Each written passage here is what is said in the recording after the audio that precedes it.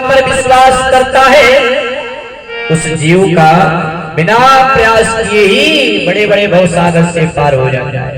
भगवान का नाम चाहे ऐसा लीजिए, चाहे भाव में लीजिए, कुभाव में लीजिए, ज्ञान में लीजिए, अज्ञान में लीजिए, वो आपका कल्याण करेंगे। जैसे बिजली का तार नंगा है, नंगा तार है, लाइट है, चाहे जान में पकड़ो या अनजान में पकड़ो, वह लाइट आपको मारेगा। उसी प्रकार से भगवान का नाम है, चाहे जान में लो अनजान में लो, आपका कल्याण करेगा। उल्टा लीजिए सीधा लीजिए। देखो वाल्मीकि जी ने भगवान का नाम अनपढ़ थे और मरा किया, राम राम सिद्ध हो गए। और जब सिद्ध हुआ तो क्या हुए? उल्टा नाम जपति जग जाना, उल्टा नाम जपति जग जाना,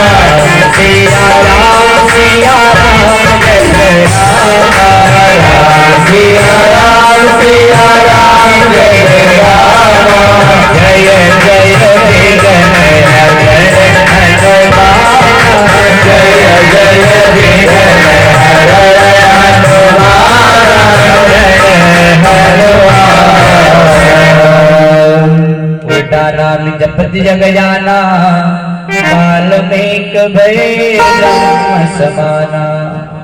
उल्टा नाम जप करके भगवान को नाम सिद्ध किया और ब्रह्म के समान बन गए। तो इसलिए जो कलयुग में भगवान के नाम का आसरा लेता है, कलयुग केवल नाम आधारा, सुमिर सुमिर नर उतरे पारा, वह प्राणी बड़े प्रेम भाव से भवसागर से पार हो जाता है।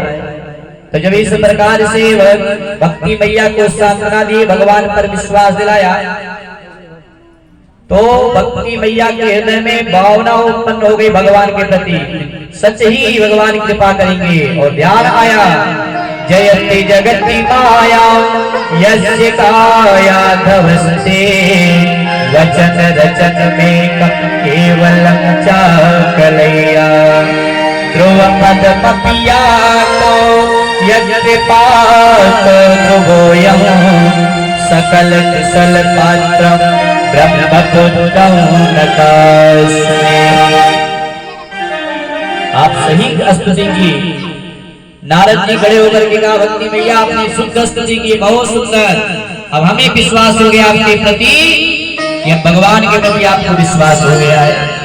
जयति जगति माया यस्य काया धवस्ते, काया धवस्ते यानी कयाधु पुत्र प्रहलाद को जब भगवान के प्रति भक्ति जागृत हो गई, भगवान ने प्रहलाद के ऊपर कृपा की, तो आपके ऊपर भी कृपा करेंगे। द्रौपदी के ऊपर भगवान ने कृपा की, वचन रचन में कम केवलम चाकलैया, भगवान ने द्रौपदी के वचन को पूर्ण किया। जब बड़े सभा में नग्न हो रही थी तो भगवान ने आकर के चीर से उन्हें ढोक दिया और इतना वस्त्र उत्पन्न किया कि जरा जो दुर्योधन का भाई था दुशासन, हिंसता हिंसता थक गया। 10,000 हाथियों के बल था दुशासन के अंदर, और इतना सारी उत्पन्न हो गया कि हिंसते हिंसते वह थक करके गिरा, मूर्छित हो गया, परंतु साड़ी की कमी नहीं हुई। तो उसी प्रकार से भगवान भी आपकी रक्षा करेंगे।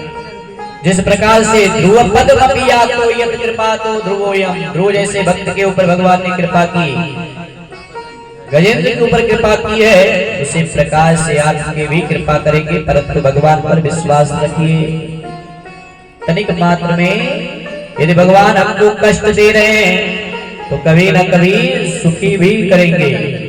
तो कष्ट देते हैं इसलिए क्योंकि यदि जीवन पर्यंत सुखी ही रहोगे तो भगवान को कभी याद नहीं हो सकते, याद कर सकते हो।